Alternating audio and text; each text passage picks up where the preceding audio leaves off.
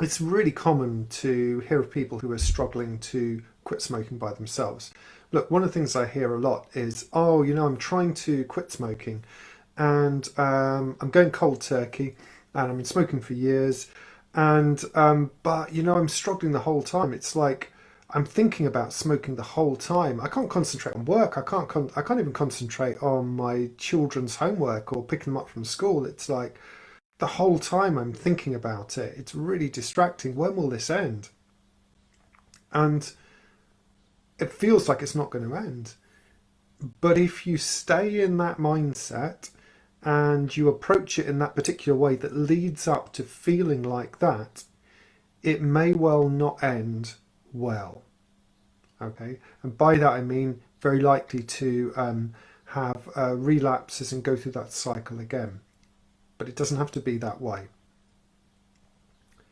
If you want to quit smoking, then we know that you need a strong reason. Okay, but once you've got that strong reason and you start to implement your plan, one of the things you've got to do is you've got to address any of the fears, the moments during the day when you feel most anxious, when you think it's going to be hardest to cope. Unless you have some help and support in place for that mindset, unless you've got a proper plan in place that deals with all of that internal stuff and the external pressures as well, then of course all you're left doing is using the limited bandwidth of your conscious mind to focus on trying not to smoke. And when you put all your time and effort in trying not to smoke, what happens? Well, it's incredibly stressful because then you don't have time and energy to do other things and you're struggling as a smoker. Now, it's worth mentioning here that psychologists have studied the limits of the conscious mind, the thinking mind, and the conscious mind's awareness is very much like a flashlight. It can beam onto one particular thing, or maybe even four particular things, a small number of particular things at one time. That takes up basically our conscious bandwidth. And if that bandwidth is being used by what smokers typically do, which is saying, I must not have a cigarette, must not think about smoking, must not think about smoking, that's taking up all their energy. Now they're having to deal with the feelings inside of stress and anxiety about not having bandwidth to do other tasks, as well as the unaddressed triggers internally that were causing them to smoke in the first place. And that causes them to relapse more often than not, instead of becoming a non-smoker. So to become a non-smoker, you've got to realise that there's limits to your conscious mind, there's limits to what your willpower can do, there's limits to what you can force yourself to do, okay? And you want to make things easy, okay? You want to make things easier on yourself by going to the source of where things are easy, which is making it automatic, your unconscious, your subconscious mind. And you already know how to do that. There's plenty of things in your life you do automatically. If you drive a car, you know how to do that automatically. If you walk, you know how to do that automatically. You know how to talk. If you can ride a bicycle, you know how to do that automatically. So there are processes in place. You already know how to make things automatic in your life. And that's really what we're talking about here. That's really what we want for you.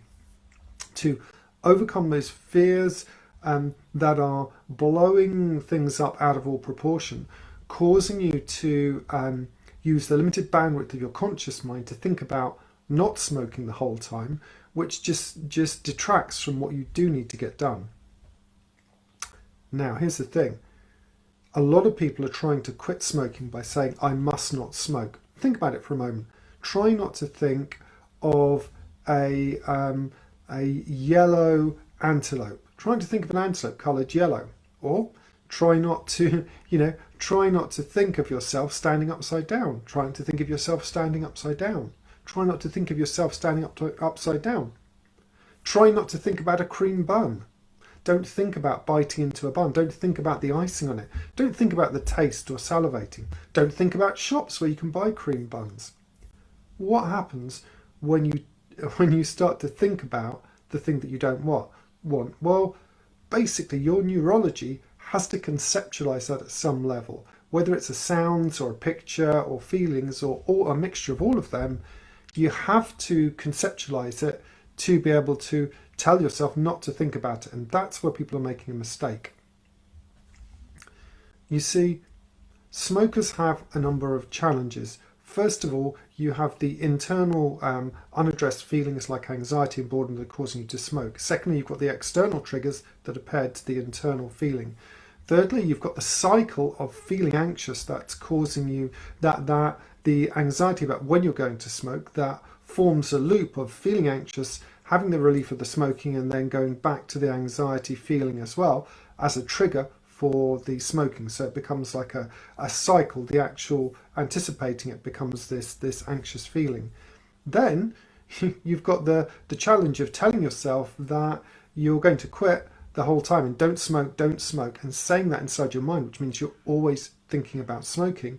And then finally what happens then is the limited bandwidth of your conscious mind is just taken up with obsession around smoking. So we want to make it easier, okay? And the first thing to realize is that you can take yourself over threshold by just realizing that, look, I really want to quit this. This is a serious decision, okay? When you make a decision to quit smoking, okay, it gets to the point of enough is enough, I'm going to do it now.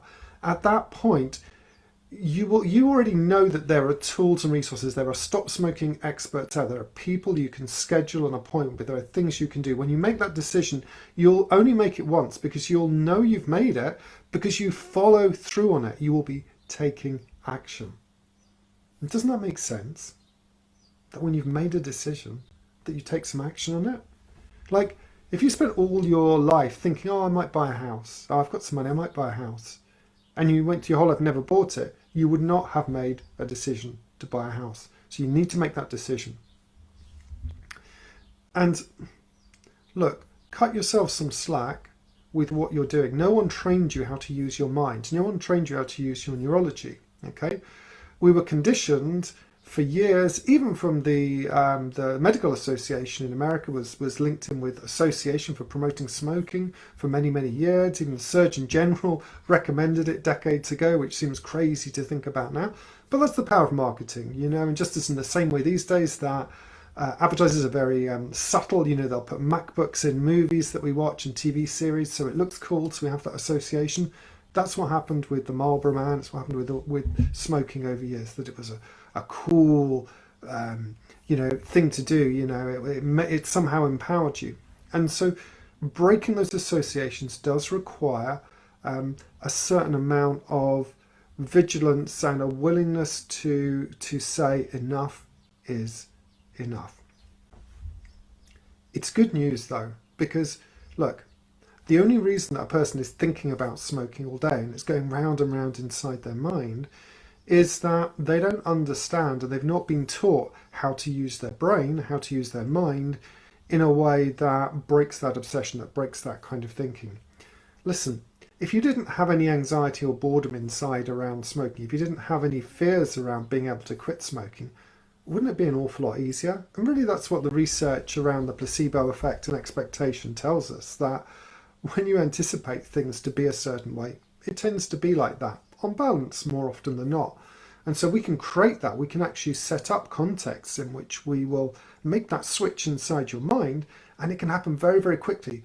Honestly, the research now shows that it can happen, that shift in the change in the hippocampus, the amygdala, can happen in seconds, and you can become a non-smoker.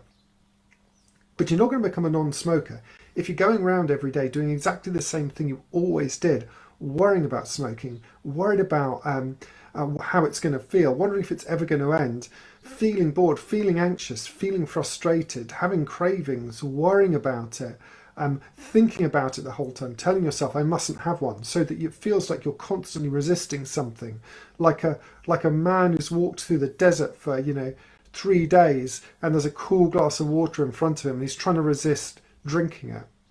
Of course it's not going to work. So you need to find something different. You need to do something different, and it really, really starts with a decision. Do whatever you need to find a personal reason to get to the point where you say enough is enough. I want to do this. I want to do it for myself. I am going to quit. I'm going to do it, and then take action on that decision.